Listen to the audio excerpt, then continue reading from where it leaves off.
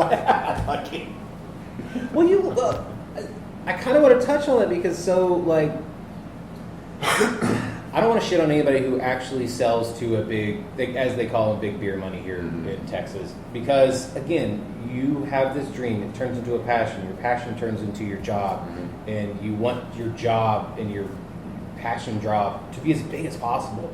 And if somebody were to come knock on your door and say, here's, let's say, $43 million, you're going to say no? Like, how dumb do you think people are? And so whenever they do sell, they get shit on, but you got to think, well, maybe they can run out that no compete and then start something else later if they wanted to. You know, I think you just made a really valid point here. You know,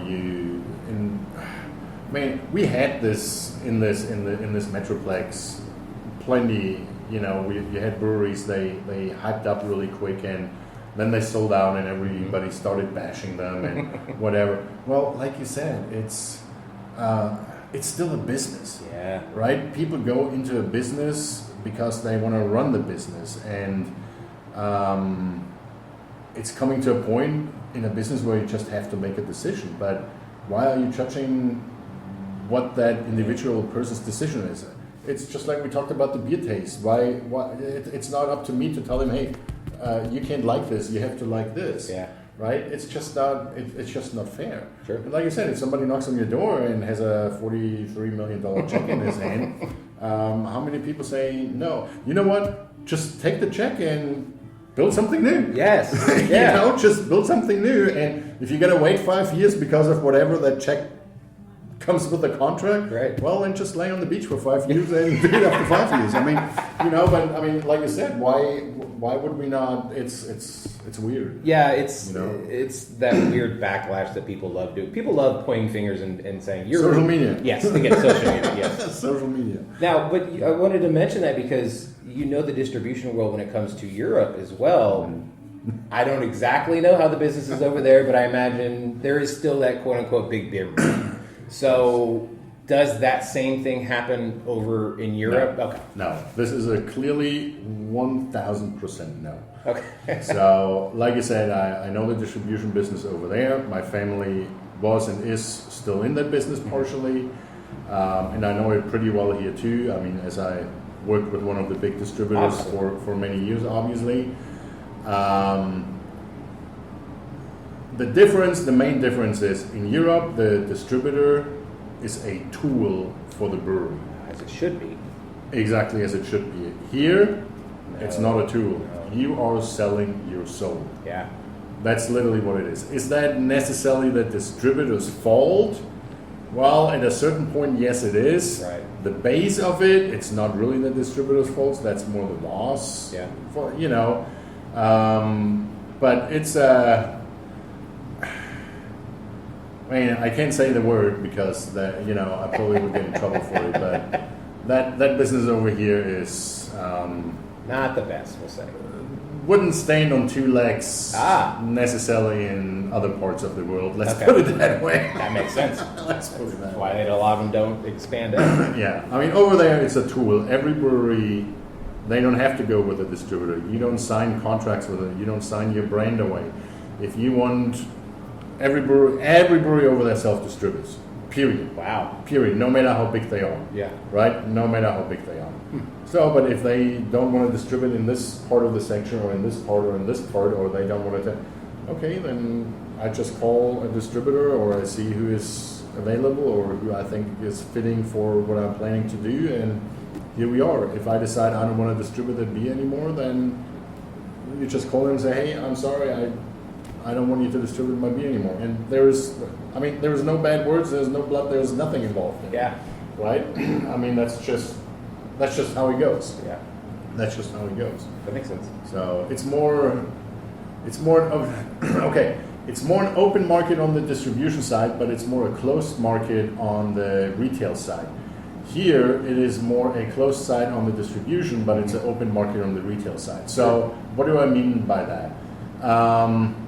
Over there, you can choose your distributor. You don't sign your soul away or your brand away or whatever. You can do whatever you want. Right. But your retailer or your bars, whatever, they usually have contracts with the breweries. So if you go into Europe to a bar, most bars, they only serve beer from one brewery, the brewery they have the contract with. Oh, wow. Okay? So over here, it's the exact opposite. Mm-hmm. You sign your brand over to the distributor, Yeah. right? But the bars and restaurants, they can carry as many brands as they want. True. Right, And that's- that tap space is real luxurious. Oh yeah, absolutely. That's what you have to fight for. Yeah. But now here comes the drawback on the system here. The distributor can Yep. Okay. guide that, hey, I'm telling you which brand are you going to have on this line, not Yeah. the brewery's going to tell you, I got to tell you. Yes.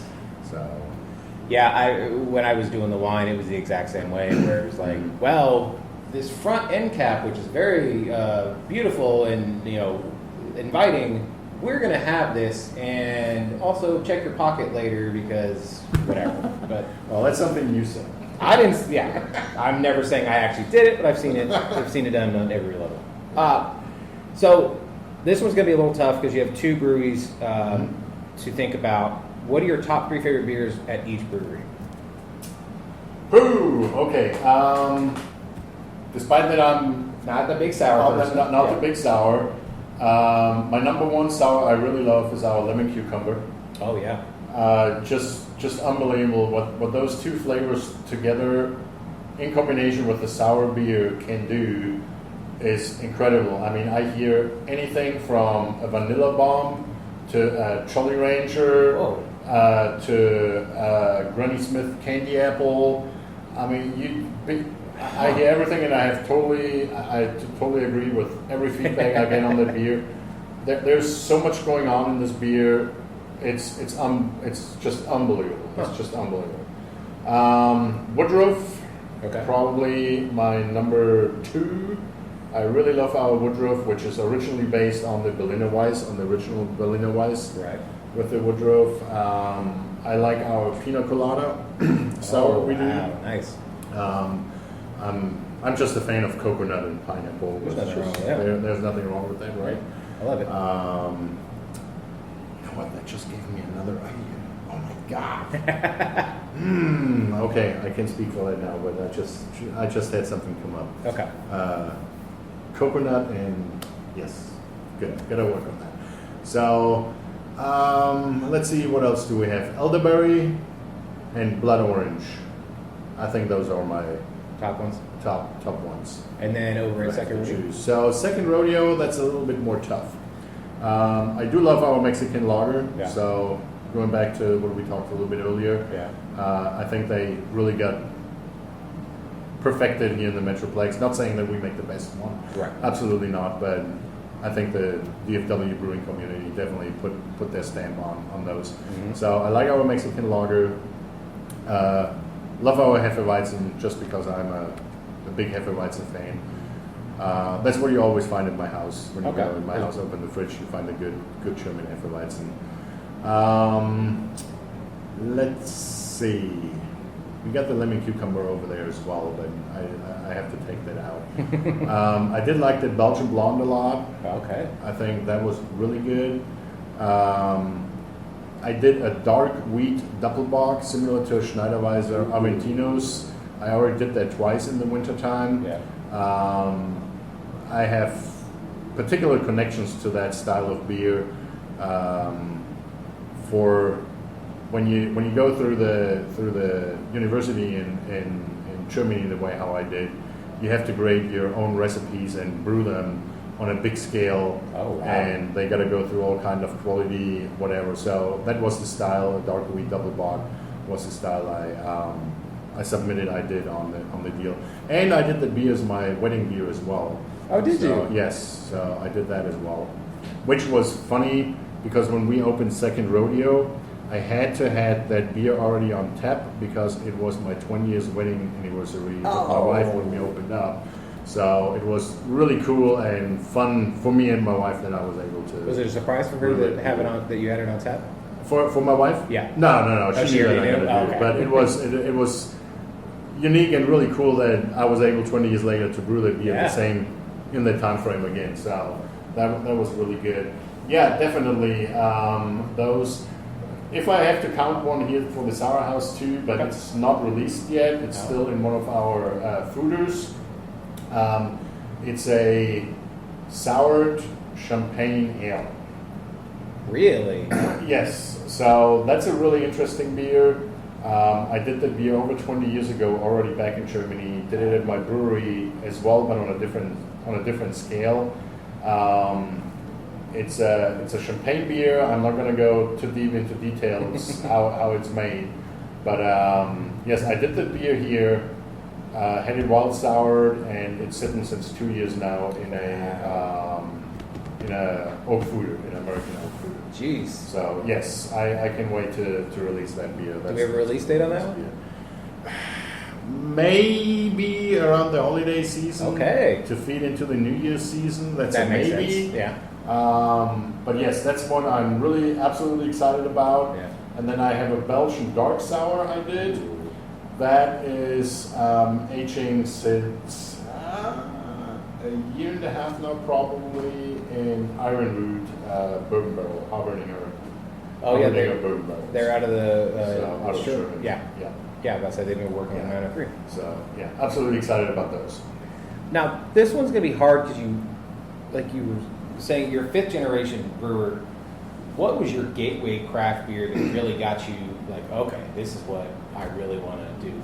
I mean, you grew up in it, so it was a little harder, but is there one that wasn't something that you normally would see or have around that once you taste it, you're like, oh, I'm going to get into that?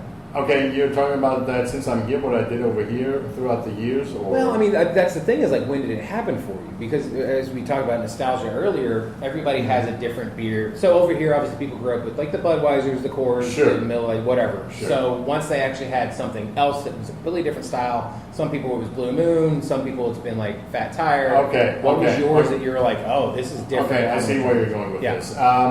Again, I definitely would say the wheat beers, the Hefeweizens, was the key point for me, or I still enjoy them today. And that's what I grew up with, what I mostly drank in Germany. Right. But the variety in Germany is so big. I mean, Yeah. it is so unbelievably big. And so that region where I'm coming from, Franconia, is the biggest beer region worldwide, right? Oh, okay. It's 40,000 square miles big, about 12 million people, and 380 breweries till today, Whoa. just in a little area, right? So I grew up with a lot of different beers over there, so I can't really particularly point that one out. I can tell you which one was my very first beer I drank. Okay. I can tell you that was the standard Spartan Lager, Yeah. and that was also with age 12. Yeah. My uncle had a beer distribution, and I drove with one of the drivers down to Munich into the brewery to pick a load of beer up. Mm-hmm. And we were sitting in the cafeteria of the Spartan brewery, and my uncle bought me my very first beer, so it was a Spartan Lager. I know that's not legal here, so That's. we might know. I think the age of consent is fine. Yeah, probably. So yeah, but then the Hefeweizens for sure. I still stick to them. Again, the dark wheat Doppelbock. Of course. So definitely proud of myself on that. When I was here, where I put a little bit of stamp on myself and on our beers we did, was I did a true Eisbock. Oh, what was the percentage on that So, one? a lot. So I did it 3 times, I think. Wow. The original one clocked in at about 26-27%. Nice. Was really good, but that was a brewery only in the beginning when we started it, and then when I did it the second and the third time, I had to bring it down to 17% To get in the stores. to get it in the stores and stay into the TBC Yeah. rule. So I had to bring it down to 17%. For those that don't know, here in Texas, TBC is Texas Alcohol Beverage Commission. Yes. In grocery stores, you can have, for now, up to 17%. It Yes. goes with wine, because a lot of ports, Correct. if they're over 17%, they have to go to liquor stores. So anything over 17% has to go to a liquor store or be sold through a liquor store. So a lot of the beers, Yeah. depending on a liquor store, doesn't really have a craft scene as it is, so getting a lot of your Right. different kind of variances is going to be a little harder, especially if you're doing an ice block where, Yeah. 17% makes sense because then you can put it in the grocery stores and you're fine. Yeah, that was the only reason why we Of course. took it down.